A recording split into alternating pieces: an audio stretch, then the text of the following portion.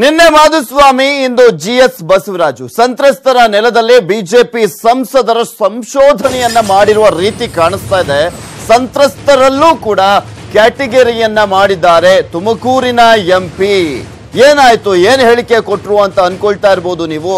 ಅದೇನ್ ಸಂಶೋಧನೆ ಮಾಡ್ಬಿಟ್ಟಿದ್ದಾರೆ ಇವರು ಸಂಸದರು ಅಂತ ಇಲ್ಲೂ ಕೂಡ ಕ್ಯಾಟಗರಿಯ ಲೆಕ್ಕಾಚಾರವನ್ನ ಹಾಕಿದ್ದಾರೆ. ಸಂತ್ರಸ್ತರೇ ಪರಿಹಾರಕ್ಕಾಗಿ ಬರ್ತಾ ಇಲ್ಲ ಅಂತ ಸಂಸದ ಹೇಳಿರುವಂತದ್ದು. ನೆರೆ ಸಂತ್ರಸ್ತರಲ್ಲಿ 3 ವರ್ಗಗಳಿದೆ ಅಂತೆ, ಅದನ್ನ ಗುರುತಿಸ್ಬಿಟ್ಟಿದ್ದಾರೆ ನಮ್ಮ ಸಂಸದರು. ಇಂಟೆಲೆಕ್ಚುವಲ್, ವಿದ್ಯಾವಂತರು ಮತ್ತು ದಡ್ಡರಿರ್ತಾರಂತೆ. ಇದರಲ್ಲಿ ದಡ್ಡರಿಗೆ ಏನೂ ಗೊತ್ತಿರಲ್ಲ, ಅವರಿಗೆ ಯಾರೂ ಗೈಡ್ ಲೈನ್ ಅನ್ನ ಕೊಡೋದಿಲ್ಲ.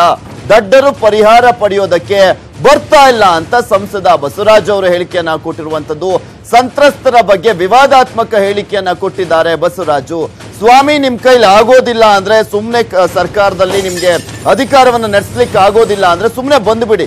ಅಲ್ಲಿ ದಡ್ಡರಿಗೆ ಏನು ಗೊತ್ತಾಗೋದಿಲ್ಲ ಅಂತ ಹೇಳ್ತಿರಲ್ಲ, ಅಧಿಕಾರಿಗಳು ಯಾಕಿದ್ದಾರೆ ಅಲ್ಲಿ? ಪ್ರತಿಯೊಂದು ಗ್ರಾಮದಲ್ಲೂ ಒಬ್ಬೊಬ್ರು PDO ಅಂತ ಇರ್ತಾರೆ, ಅವರನ್ನ ಏನಕ್ಕೆ ನೇಮಕ ಮಾಡಿದ್ದಾರೆ? ಹಾಗಾದ್ರೆ ಅದು ಅಷ್ಟು ಸ್ವಲ್ಪ ಕಾಮನ್ ಸೆನ್ಸ್ ಕೂಡ ಇಲ್ವಾ ಅನ್ನೋದೇ ಪ್ರಶ್ನೆ ಆಗ್ತಾ ಇದೆ ಈಗ. ಈ ತುಮಕೂರಿನ ಮೇಧಾವಿ ನಾಯಕರು ಏನ್ ಮಾತನಾಡಿದ್ರು ಮಾಧುಸ್ವಾಮಿ ಅವರು ಮತ್ತು ಒಂದ್ ಕಡೆ ಬಸವರಾಜು ಅಂತ ನೋಡ್ಕೊಂಬರೋಣ. 1 ಲಕ್ಷ ರೂಪಾಯಿ ಮನೆ ಕಟ್ಕೊಳ್ಳಿಕ್ಕೆ DC-ಗಳಿಗೆ ದುಡ್ಡು ಹಾಕಿದ್ದೀವಿ. ನಾವು 10,000 ರೂಪಾಯಿ ಅವ್ರ ಅಕೌಂಟ್ಗೆ ಹಾಕಿದ್ದೀವಿ. ನಾವು ಟೆಂಪ್ರರಿ ಆಗಿ ಕಟ್ತೀವಿ ಅನ್ನೋರಿಗೆ 50,000 ಕೊಡ್ತೀವಿ. ಯಾರು ಮುಂದೆ ಬಂದಿದ್ರೆ ನಾವೇನು ಸರ್ ಮಾಡೋಕ್ಕಾಗುತ್ತೆ? ಯಾವ ರಿಸೀವ್ಡ್ ಓನ್ಲಿ 9,000 ಅಪ್ಲಿಕೇಶನ್ಸ್.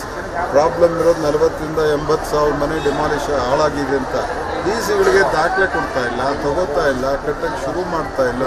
ಸರ್ಕಾರ ಎಲ್ಲೂ ಫೈಲ್ ಆಗಲಿಲ್ಲ. ಸರ್ಕಾರ ಅಕಸ್ಮಾತ್ ನಾವು ಕನ್ವಿನ್ಸ್ ಆಗೋದೇನಾದ್ರು ತಪ್ಪಾಗಿತ್ತೇನೋ ಅಂದ್ಕೊಂಡಿದ್ವಿ. ಈ ಕೇಂದ್ರ ಸರ್ಕಾರ ಕನ್ವಿನ್ಸ್ ಆಗಿದ್ದಾರೆ, ಕೊಡ್ತಾ ಇದ್ದಾರೆ. ನಾವೆಲ್ಲ ವರ್ಗ ಇದೆ.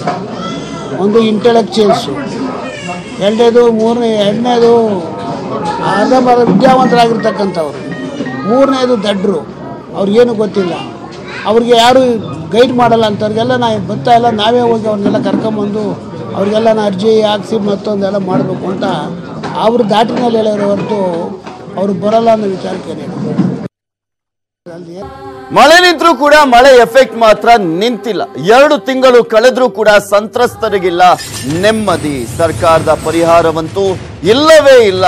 ಅಂತಹ ಪರಿಸ್ಥಿತಿ ಅಲ್ಲಿ ಇನ್ನೂ ಕೂಡ ಸಾಕಷ್ಟು ಜನ, ಸಾವಿರಾರು ಸಂತ್ರಸ್ತರು ಇರುವಂತದ್ದು. ಒಂದ್ ಕಡೆ ದಸರಾ ಹಬ್ಬ, ಆದ್ರೆ ಇವರಿಗೆ ನರಕ ಸದೃಶವಾದಂತ ಒಂದು ಪರಿಸ್ಥಿತಿ ನಿರ್ಮಾಣವಾಗಿರುವಂತದ್ದು.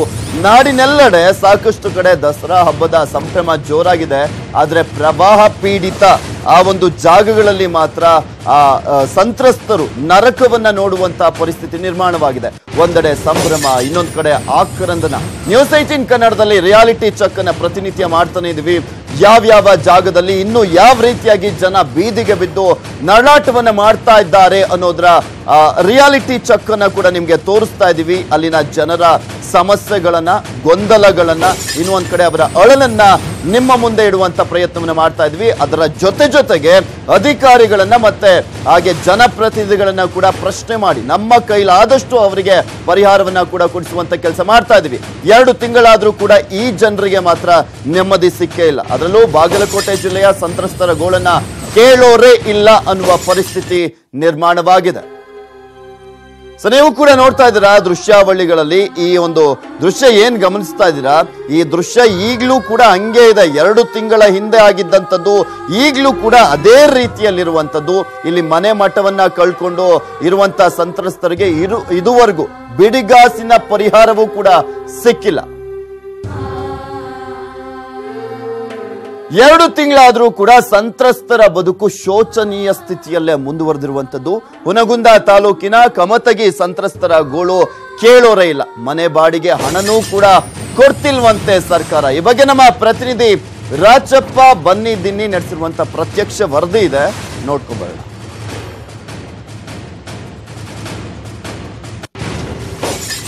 ಬಾಗಲಕೋಟೆ ಜಿಲ್ಲೆಯಲ್ಲಿ ಕೃಷ್ಣ, ಮಲಪ್ರಭಾ, ಘಟಪ್ರಭಾ 3 ನದಿಗಳ ಪ್ರವಾಹದಿಂದ ಸಾಕಷ್ಟು ಜನರು ಮನೆ ಮಠಗಳನ್ನು ಕಳೆದುಕೊಂಡು ಬೀದಿಗೆ ಬಿದ್ದಿದ್ರು. ಈಗ ಸದ್ಯ ನಾವು ಬಾಗಲಕೋಟೆ ಜಿಲ್ಲೆಯ ಹುಣಗುಂದ ತಾಲೂಕಿನ ಕಮತಿ ಗ್ರಾಮದಲ್ಲಿದ್ದೀವಿ. 2 ತಿಂಗಳಾದ ನಂತರ ಇಲ್ಲಿಯ ನೆರೆ ಸಂತ್ರಸ್ತರ ಪರಿಸ್ಥಿತಿ ಹೇಗಿದೆ ಅನ್ನೋದನ್ನು ನಾವೀಗ ನ್ಯೂಸ್ 18 ರಿಯಾಲಿಟಿ ಚೆಕ್ ಮಾಡೋ ಮೂಲಕ ಇವತ್ತು ಈ ಒಂದು ಇಲ್ಲಿನ ಪರಿಸ್ಥಿತಿಯನ್ನು ಕಂಡುಕೊಳ್ಳಲು ಮುಂದಾಗಿರುವಂಥದ್ದು. ಜೊತೆಗೆ ಈಗ ಇದು ಕಮತಿ ಗ್ರಾಮ, ಇಲ್ಲಿ ಸುಮಾರು ಏನು ಮಲಪ್ರಭಾ ನದಿಗೆ ಇಲ್ಲಿರ್ತಕ್ಕಂಥ 200ಕ್ಕೂ ಹೆಚ್ಚು ಮನೆಗಳು ಜಲಾವೃತವಾಗಿದ್ದು, ಅದೇ ತರನಾಗಿ ಇಲ್ಲಿ ಸುಮಾರು ಈಗ 40ಕ್ಕೂ ಹೆಚ್ಚು ಮನೆಗಳು ಈಗ ಈ ಒಂದು ಗ್ರಾಮದಲ್ಲಿ ಬಿದ್ದಿರುವಂಥ ನೀವು ದೃಶ್ಯದಲ್ಲಿ ನೋಡ್ಬೋದು. ಈಗ ಸಂಪೂರ್ಣವಾಗಿ ಇದು ಏನು ಆ ಒಂದು ಪ್ರವಾಹದ ಸಂದರ್ಭದಲ್ಲಿ ಸಂಪೂರ್ಣವಾಗಿ ಮನೆ ಕುಸಿದು ಬಿದ್ದು ಹೋಗಿರುವಂಥದ್ದು. ಹಾಗಾಗಿ ಇಲ್ಲಿರ್ತಕ್ಕಂಥ ಒಂದು ಸಂತ್ರಸ್ತರ ಪರಿಸ್ಥಿತಿ ಅಂದರೆ ಇಲ್ಲಿಯ ಸಂತ್ರಸ್ತರಿಗೆ ಒಂದು ಶಾಲೆಯಲ್ಲಿ ಗಂಜಿಕೆ ಅಂತ ಅಲ್ಲಿ ವಾಸ್ತವ್ಯವನ್ನು ಕಲ್ಪಿಸಿದ್ರು. ಇಲ್ಲಿರ್ತಕ್ಕಂಥ ಮಹಿಳೆಯರು ಕೂಡ ಸಾಕಷ್ಟು ಇವತ್ತು ತಮ್ಮ ಏನು ಮನೆ ಕಳೆದುಕೊಂಡು ಇವತ್ತು ಕಣ್ಣೀರಿನಲ್ಲಿ ತಮ್ಮ ಜೀವನವನ್ನು ಸಾಗಿಸ್ತಾ ಇರುವಂಥದ್ದು. ಅದೇ ತನಕ ಇಲ್ಲಿ ಪ್ರಮುಖವಾಗಿ ಈ ಒಂದು ಏನು ಮನೆ ಬಿದ್ದಿದೆ, ಈ ಮನೆ ಬಿದ್ದಿರ್ತಕ್ಕಂಥ ಅಜ್ಜಿಯವರಿದ್ದಾರೆ. ಈ ಒಂದು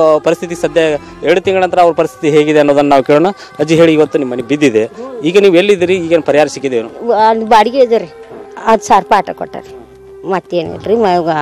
ಈಗ ನಿಮ್ಮ ಈ ಮನೆ ಬಿದ್ದಿಂದ ನಿಮ್ಮ ಪರಿಸ್ಥಿತಿ ಏನಾಗಿದೆ? ನಮ್ಮ ಏನು ಭಾಳ ಕಾಟ ಐತ್ರಿ, ಏನಿಲ್ಲ ಭೂಮಿ ಇಲ್ಲ ಪಾಮಿಲ್ಲ, ಬರೀ ಇದಾವ ಮನೆ ರೀ. ಒಂದು ಕುರಿದವ ಮುತ್ಯ ಹೋಗ್ಯಾನ್ರಿ ಅಡ್ಡಾಡಕ್ಕೆ ಕುರಿಗೆ. ಅಜ್ಜಿ ನೀವು ಹೇಳ್ತಾ ಇದ್ದೀರಿ ಇದು ಅಜ್ಜಿ, ಈಗ ನೀವು ಈ ಬಾಡಿಗೆ ಹೋಗಿದ್ರಿ, ಬಾಡಿಗೆಯಿಂದ ಏನು ಕೊಟ್ಟಿದಾರ? ಬಾಡಿಗೆ ಕೊಟ್ಟಿಲ್ರಿ. ಹ್ಞೂ ರೀ, ಅಲ್ಲಿ ಬಾಡಿಗೆ ಅದ ರೀ ಆ ಮನ್ಯಾಗ. ಅದು ತೋರ್ದತ್ರಿ ತಗಡಿ ಮನೆ, ಮತ್ತೆ ಎಲ್ಲಿ ಹೋಗಕ್ಕೆ ನಮ್ಗೆ ಹೊತ್ಕೊಂಡು ಎಲ್ಲಿ ಅಡ್ಡಾಡ ಅಂತ ಅದ್ರಾಗ ಸೋರ್ದಾಗ ಅದೇವ್ರಿ. ಈಗ ನಿಮ್ಮ ಮನೆ ಬಿತ್ತು, ಆ ಸಂದರ್ಭದಲ್ಲಿ ನಿಮ್ಗೆ ಏನೇನು ಸಮಸ್ಯೆ ಆಯ್ತು, ಏನಾಯ್ತು? ನಮ್ಮ ಮನೆಯಲ್ಲಿ ಕಾಳು ಕಡಿ ಎಲ್ಲ ತೆಗೆದ್ಬಿಟ್ಟಾರಿ, ನಮ್ಗೆ ತಿನ್ನಕ್ಕಿಲ್ರಿ ಆಹಾರ. ಒಟ್ಟು ಅರ್ಬಿ ಮೇಲೆ ನಾವು ಗಂಜಿ ಕೇಂದ್ರಕ್ಕೆ ಹೋಗಿವ್ರಿ. ನಮಗೇನು ಪರಿಹಾರ ಸಿಕ್ಕ್ರಿ, 10,000 ಅಷ್ಟ ಸರ್ಕಾರ ಪರಿಹಾರ ಕೊಟ್ಟೈತ್ರಿ. 5 ಲಕ್ಷ ಆದ್ಮೇಲೆ ಕೊಡ್ತೀವಿ ಅಂತೇಳಿ ಏನಿಗೆ ನಮಗೆ ಪರಿಹಾರ ಇನ್ನೂ ಸಿಕ್ಕಿಲ್ರಿ. ನಾವು ಮನೆ ಬಾಡಿಗೆ ಇದೀವ್ರಿ, ಅದು ಸೋರ್ತೈತ್ರಿ. ಅದ್ರೊಳಗೆ ವಾಸ ಮಾಡ್ತೀವಿ. ನಮ್ಮ ಮನ್ಯಾಗ 12 ಜನ ಅದ್ರಿ, ನಮ್ಗೆ ಹೊಲ ಇಲ್ರಿ, ಏನಿಲ್ರಿ, ಕುರಿ ಅದಾವ್ರಿ. ಅಷ್ಟ್ರ ಮ್ಯಾಗ ನಮ್ಮ ಜೀವನ ನಡೀತೈತ್ರಿ.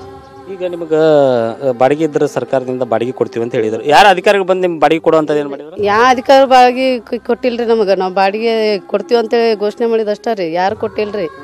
ಗಂಜಿ ಕೇಂದ್ರ ಅವರು ಅಲ್ಲೇ ಹೇಳಿದ್ರಿ ಬಾಡಿಗೆ ಕೊಡ್ತಾರಂತ ಹೇಳಿದ್ರಿ, ಮತ್ತೆ ಏನು ಬಾಡಿಗೆನೂ ಇಲ್ರಿ, ಏನೂ ಇಲ್ರಿ.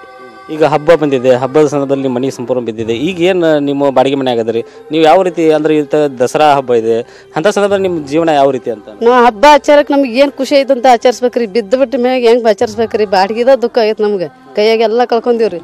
ಕೊಡಕ್ಕೆ ಏನೂ ಇಲ್ರಿ, ಹಬ್ಬ ಆಚರಿಸೋಣ ನಮ್ಗೆ ಆಗೋದಿಲ್ರಿ. ನಮ್ಗೆ ಏನು ವೇಗತೈತೆ ಅಷ್ಟೇ ಮುಗಿಸ್ಬಿಡ್ತೀವ್ರಿ ನಾವು ಹಬ್ಬ ರೀ. ನ್ಯೂಸ್ 18 ಕನ್ನಡ ಇವತ್ತು ಕಮತಿ ಗ್ರಾಮದಲ್ಲಿ ರಿಯಾಲಿಟಿ ಚೆಕ್ ಮಾಡಿದಂಥ ಸಾಕಷ್ಟು ತಮ್ಮ ನೋವುಗಳನ್ನು 2 ತಿಂಗಳಾದರೂ ನಮ್ಮ ಬದುಕು ಇನ್ನೂ ಸುಧಾರಿಸಿಲ್ಲ. ಮತ್ತು ಈಗ ರಾಜ್ಯದಲ್ಲಿ ನಾಡಿನಲ್ಲಿ ಒಂದು ದಸರಾ ಹಬ್ಬ ಇದ್ರೂ ಕೂಡ ನಮಗೆ ಸಂಭ್ರಮ ಇಲ್ಲ, ನೋವಿನಲ್ಲಿ ಯಾವ ರೀತಿ ಹಬ್ಬ ಆಚರಿಸೋಣ ಅಂತ ಮಾತುಗಳನ್ನು ಹೇಳ್ತಾ ಇದ್ದಾರೆ. ರಾಚಪ್ಪ ಬಂದಿದ್ದೀನಿ, ನ್ಯೂಸ್ 18 ಕನ್ನಡ, ಬಾಗಲಕೋಟೆ. ನೋಡಿದ್ರಲ್ಲ ಇನ್ನು ಎಂತಹ ಪರಿಸ್ಥಿತಿಯಲ್ಲಿ ಇದ್ದಾರೆ ನಮ್ಮ ರಾಜ್ಯದ ಜನ ಅಂತ. ಇನ್ನೊಂದ್ ಕಡೆ ಕೇಂದ್ರದ ನೆರೆ ಪರಿಹಾರದ ವಿಚಾರಕ್ಕೆ ಸಂಬಂಧಪಟ್ಟಂತೆ ನಟ ಪ್ರಕಾಶ್ ರಾಜ್ ಕಿಡಿಕಾರಿದ್ದಾರೆ. ಹೊತ್ಕೊಳ್ಳೋಕೆ ಕಂಬಳಿ ಕೇಳಿದ್ರೆ ಕರ್ಚೀಫ್ ಭಿಕ್ಷೆಯನ್ನ ಕೊಟ್ಟಿದ್ದಾರೆ ಇವರು. ಉತ್ತರ ಕುಮಾರರು ಅಂತ ಅವರು ಕಿಡಿಕಾರಿರುವಂತದ್ದು. ಪ್ರಜೆಗಳೇ ಮರಳಾಗದಿರಿ ಅಂತ ಕೂಡ ಅವರು ಎಚ್ಚರಿಕೆಯನ್ನ ಕೊಟ್ಟಿದ್ದಾರೆ. ದೇಶದ ದುಡ್ಡು ನಮ್ದು ಕಣ್ರಿ, ನಾವು ಟ್ಯಾಕ್ಸ್ ಅನ್ನ ಕಟ್ತಾ ಇರೋದು, ನಮ್ ದುಡ್ಡು ಅದು. ಸಂಕಷ್ಟದಲ್ಲಿ ಪಕ್ಷಾತೀತರಾಗಿರಿ, ಯಾರೇ ಆದ್ರೂ ನಾವು ಉಗಿತಿದ್ದೀನಿ ಅಂದ್ರೆ ಕೆಲಸವನ್ನ ಮಾಡ್ಬೇಕಲ್ವಾ. ಇವ್ರೇನಾದ್ರೂ ಕೆಲಸ ಮಾಡ್ತಾ ಇದ್ದಾರಾ ಅಂತ ಪ್ರಶ್ನೆಯನ್ನ ಮಾಡಿದ್ದಾರೆ ಪ್ರಕಾಶ್ ರಾಜ್ ಅವರು. ಮೊನ್ನೆ ಕೂಡ ಒಂದು ಟ್ವೀಟ್ ಅನ್ನ ಮಾಡಿದ್ರು, ಇಲ್ಲಿ ನಾನು ಉಗ್ದಾಗ ಒರೆಸ್ಕೊಂಡ್ರಿ, ಈಗ ಜನ ಕ್ಯಾಕರ್ಸ್ ಹೋಗಿತ್ತವ್ರೆ, ಎಷ್ಟು ಅಂತ ಒರೆಸ್ಕೊಳ್ತೀರಾ ಅಂತ ಪ್ರಶ್ನೆಯನ್ನ ಮಾಡಿದ್ರು ಪ್ರಕಾಶ್ ರಾಜ್. ಈಗ ಮತ್ತೊಮ್ಮೆ ಕೇಂದ್ರ ಸರ್ಕಾರದ ವಿರುದ್ಧ ಕಿಡಿಕಾರಿದ್ದಾರೆ.